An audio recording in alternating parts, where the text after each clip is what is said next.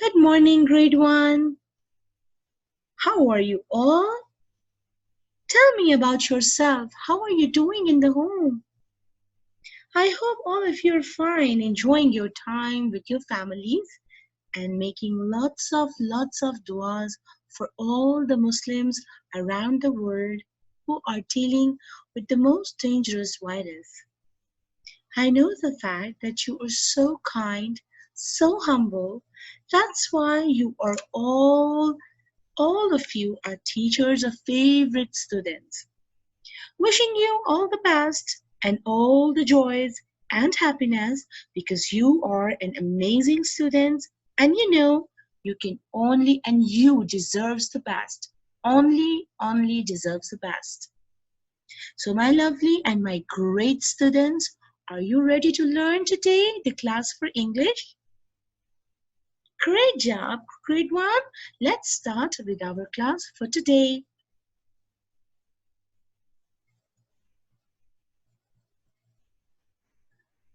Today we are going to start with the new story. Today is 12th of April 2020. April, as you all know, is the fourth month in a year. We have 12 months in a year. April is one of them. It comes in the fourth in a year. The year is 2020. And could you please tell me what is the day today? Today is Sunday, grade 1. Happy Sunday to all of you. And could you please tell me how many days we have in a week? We have 7 days. Yes, 5 and 2 is 7 days. Why I said 5 and 2? Because 5 days we come to the school and 2 days we have holidays. And because we are not coming to the school in these days, we are staying in the home the whole 7 days. But still we have to make dua. We have to do our work. And yes, you are doing all of your work. You are amazing, grade 1. Today we were going to start with a new story as all the teachers, and we told you in the previous week that we are going to start with a new Reading Street Unit 1.5 in the coming weeks. So now we are here. We are going to start with the unit 1.5. It's a new unit, and from this unit we are going to start with a new story, and I will tell you the name of the story after a while, and I hope that you're going to love the story.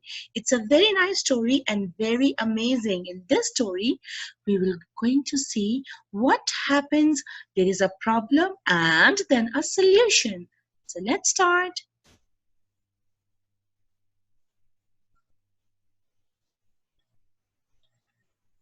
Each time we are going to start with the objectives.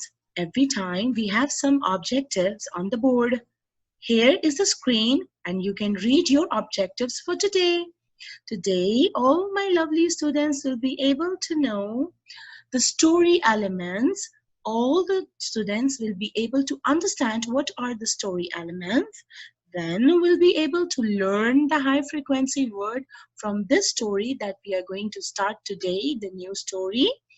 Then we will use all the high frequency words in the sentences. Then we'll finish the given exercise and then we'll revise high frequency word and we will going to revise our homework. Every time, as you all know, that we have some story elements. What are the story elements? The story elements include the title, characters, settings, plot, big question, author, and illustrator's name. What is the title? Title is the name of the story. Always keep in mind, the title is the name of the story. Characters, the people, animal, or things who act in a story is called characters. Settings means when and where the story happened. Setting means when and where the story happens. Plot means that what happens in the beginning, middle, and at the end of the story. Then we have the name of the author who wrote the story and the name of the illustrator who put the colors and the pictures in the story. Then we have the main idea or the theme that the story is all about. Then we have a problem and a solution in the story. What is the title of the story we are going to start today? Any idea? Can you guess it? Any one of you? Can you tell me the name of the story? Yes, it's Tippy Toe Chick Go.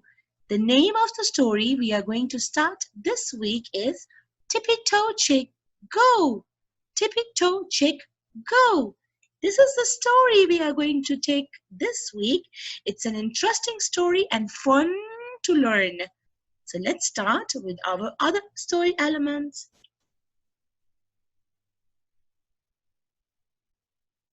Author. Author is the person who writes the story. Author is the person who writes the story. Who is the author of the story Tippy Toe Chick Go? The name of the author is George Shannon. The name of the author is George Shannon. This person who writes the story Tippy Toe Chick Go. Now comes the illustrator. Illustrator is the person who draws the pictures in the story. Illustrator is the person who draws the pictures in the story. Illustrator for this story is Laura Dronzig. Laura Dronzig is the person who is an illustrator for the story Tippy Toe Chick Go. Laura Dronzig. What is the genre of the story? Genre for the story Tippy Toe Chick Go is animal fantasy. Animal fantasy. The animal characters in an animal fantasy act like real people. In this story, you will see some animal characters who are acting like real people. This is called animal fantasy. The genre of this story is animal fantasy.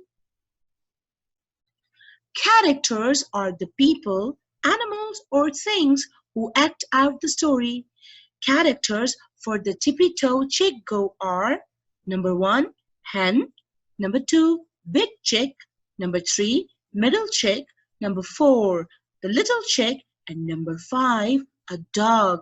There are 4 chicks in this story. Number 1, hen, big chick, middle chick, little chick, and a dog.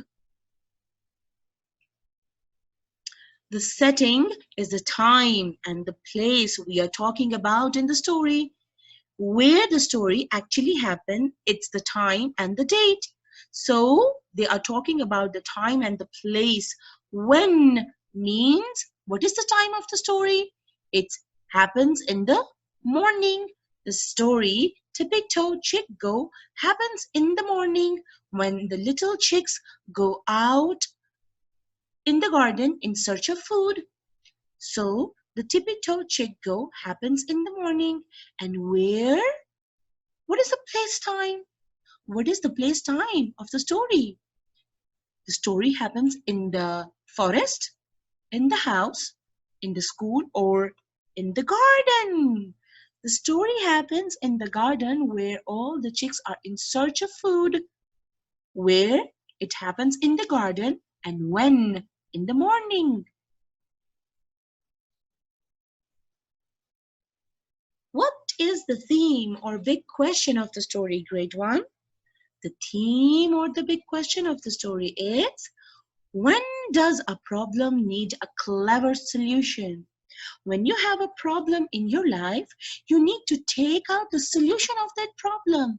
Don't get upset, grade 1. Ever keep it in mind that whenever you have a problem, there is no need to get upset, but always think in the mind for the solution of that problem. When you take out the solution of that problem, you feel so good about it. In this story, you will be able to know how a chick think of a solution about a big problem. What is a solution? The solution is how the problem is solved at the end of the story. In this story, you will be able to know how a little chick think of an idea to get out of the problem. We will be going to learn. Let's see. But first, I want you to take out your Reading Street Unit 1.5. Take out your Reading Street Unit 1.5. Write the date on the page number 17, which is a high frequency page. High frequency words, words I can read. Page number 17. Write the date 12th of April 2020, Sunday. This page is for high frequency words. I want you to take out this page. Word number 1, along. Along. What means along? Along means next to or beside.